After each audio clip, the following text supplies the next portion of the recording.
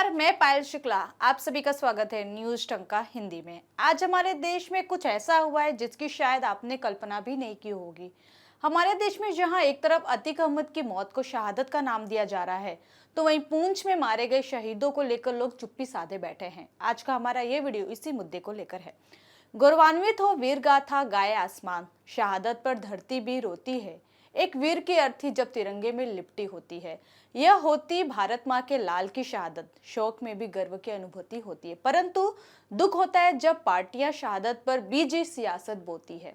आपको याद होगा, गुरुवार को जम्मू कश्मीर के पुंछ में सेना के एक वाहन पर आतंकवादी हमला हुआ, जिसमें हमारे 5 जवान शहीद हो गए। एक भीषण हादसे में भारतीय सेना के हवलदार मनदीप सिंह, लायंस देवाशीष बसवाल, रायंस एंग के कुलवंत सिंह, सिपाही हरकिशन सिंह और सिपाही सेवक सिंह शहीद हो गए। वहीं एक घायल जवान का अस्पताल में इलाज चल रहा है। वहीं इस आतंकी हमले को लेकर पूरी जिम्मेदारी पीपल्स एंटी फासिस्ट फ्रंट यानी कि PAFFF ने ली है। इस पाकिस्तान के आतंकी संगठन जैश-ए मोहम्मद का समर्थित संगठन बताया जा रहा है।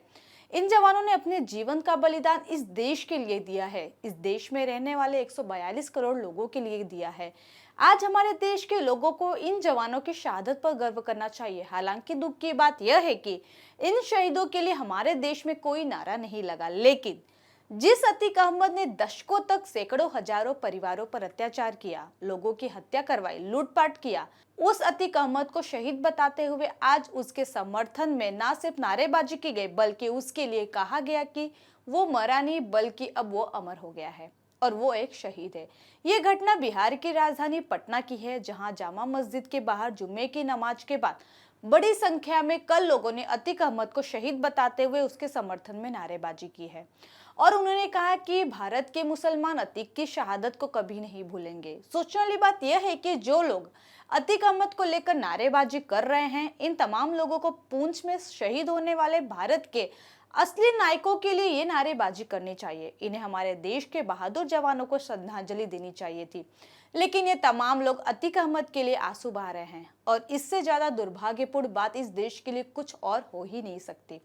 इन नारों को सुनने के बाद यही लगता है कि अब भारत देश 2 धड़ों में बढ़ चुका है, जिसमें एक धड़ ऐसा है जो पुंछ में शहीद होने वाले सैनिकों को शहीद मानता ही नहीं, उन सैनिकों की शहादत को शहादत नहीं मानता और ना ही उनके बलिदान पर गर्व करना चाहता है। लेकिन ये वो लोग हैं जो अतीक अहमद के लिए जरूर आंसू बहाना चाहते हैं। ये लोग कहते हैं कि अतीक अहमद सच्चा मुसलमान था और उसकी शहादत को कोई भी भुला नहीं सकेगा, इसलिए अतीक अहमद अब अमर हो चुका है।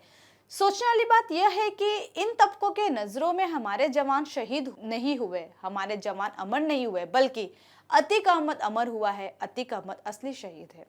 आज हमारे देश में अतीक अहमद को एक शहीद बताने की होड़ सी मच चुकी है।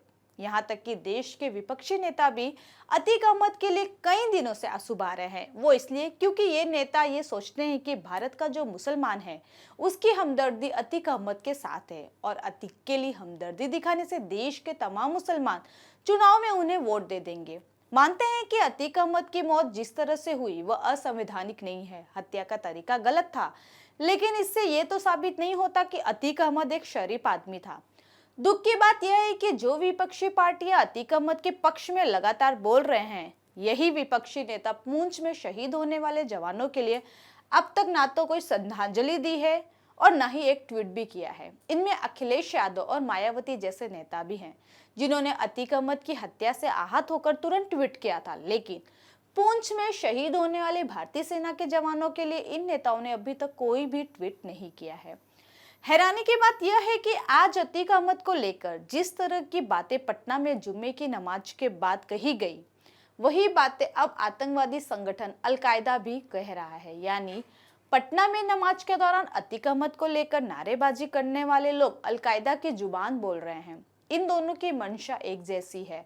अल-कायदा ने अतीक अहमद की हत्या पर 12 पन्नों का एक बयान जारी किया है, जिसमें लिखा है कि अतीक अहमद को इसलिए शहादत देनी पड़ी क्योंकि वो एक मुसलमान था। ये बात अल-कायदा के उस आतंकवादी संगठन ने कही है जिसे AQIS यानी अल-कायदा इन इंडियन सब कॉन्टिनेंट के नाम से जाना जाता है। हालांकि यहाँ बात भारत में रहने वाले उन सभी लोगों की है जो अतीक अहमद के समर्थन में उतर आए हैं और उन्होंने अतीक अहमद की हत्या को हिंदू मुसलमान से जोड़ दिया है। धर्म के आधार पर उसे लोगों में बांट दिया है, जबकि अतीक अहमद जैसे अपराधियों का कोई धर्म नहीं होता। हैरान करने वाली बात यह है कि अतीक अहमद के हत्या का मामला अब एक मुस्लिम देश बहरीन के संसद तक पहुंच गया है और बहरीन के एक सांसद जिसका नाम है अहमद कराता, उन्होंने कहा है कि अतीक अहमद की हत्या हिंदू कट्टरपंथियों ने की है और भारत में मुसलमानों को जानबूझकर निशाना बनाया जा रहा है और इसे रोकने के लिए बहरीन और बहरीन की सरकार को कुछ ना कुछ जरूर करना चाहिए। बहरीन में अतीक अहमद की हत्या को भारत के खिलाफ एक शस्त्र के रूप में इस्तेमाल किया जा रहा है। हालांकि इस पर कोई बात नहीं किया जा रहा है कि अतीक अहमद कितना बड़ा माफिया था और कितना बड़ा अपराधी था। वहीं पश्चिम मीडिया के तमाम अखबारों में अतीक अहमद को एक माफिया या अपराधी के तौर पर नहीं बताया गया, बल्कि लिखा गया है कि वो एक लॉ मेकर था और उसकी कुछ हिंदुओं ने हत्या कर दी। अतीक अहमद कौन है उसके बारे में भारत देश जानता है। उत्तर प्रदेश के बच्चे से लेके बुजुर्गों से पूछिए, अतीक अहमद की असलियत पूछिए, वो आपको बताएंगे। उन पीड़ित परिवारों से पूछिए जिनकी जमीनें हड़प ली गई, जिनकी हत्याएं करवा दी गई, जिन पर अत्याचार किया गया। उत्तर प्रदेश की पुलिस से पूछिए, अदालतों से पूछिए कि अतीक अहमद कितना खतरनाक अपराधी था। वहीं पुंछ में शहीद हुए जवानों को आज राजकीय सम्मान के साथ आखिरी विदाई दी गई।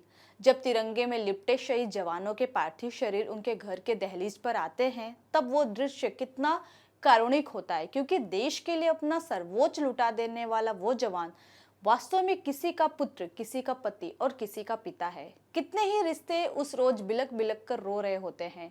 किसी की गोद, किसी की मांग सुनी हो जाती है। उसी करुणा व पीड़ा को व्यक्त कर पाना मुश्किल ही नहीं बल्कि नामुमकिन है।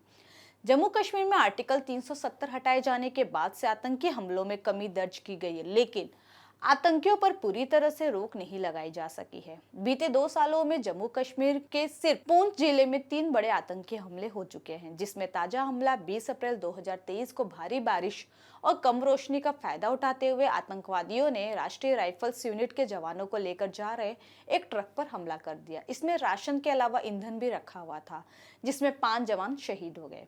वहीं 11 अक्टूबर 2021 को पुंछ जिले के सुरंगकोट तहसील में हुए एक आतंकी हमले में 5 भारतीय सेना के जवानों की शहादत हो गई थी।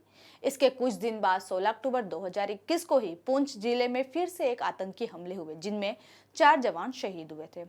तो वहीं इसी महीने में 11 नागरिकों को आतंकियों द्वारा सिर्फ इसलिए मार दिया गया क्योंकि उनको शक था कि ये सेना के लिए मुखबिरी का काम करते हैं। उसमें 7 हिंदू और 4 मुस्लिम थे। बता दें कि जब से भारत सरकार ने G20 समिट के लिए कश्मीर को चुना है, तब से पाकिस्तान समेत कई आतंकी संगठन बौखलाए हुए हैं। PAFF आतंकी संगठन ने इसे लेकर चेतावनी भी दी थी, क्योंकि G20 समिट के तहत लेह में 26 से 28 अप्रैल और श्रीनगर में 22 से 24 मई को बैठक आयोजित होनी है। G20 के प्रतिनिधि 22 मई को श्रीनगर पहुंचेंगे और 23 मई को बैठक होगी।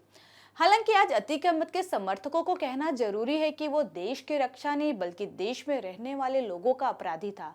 वो ना शहीद हुआ है और ना ही उसे शहादत मिली है। इसलिए उसकी हत्या पर रोकर खुद के स्तर को मत गिराओ, बल्कि देश की रक्षा के लिए शहादत देने वाले और शहीद होने वाले जवानों पर गर्व करो, उनके बलिदान की बात करो, उन पर फख्र करो, उनके जय जयकार के नारे लगाओ, क्योंकि हमारे देश के जवानों ने हमेशा से ही भारत देश की जनता के लिए अपने प्राणों का बलिदान दिया है। इसलिए जवानों का सम्मान यह हमारा कर्तव्य है।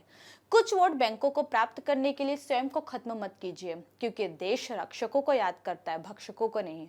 हमारे देश के जवान अमर है, यह देश उनकी शहादत को हमेशा याद रखेगा।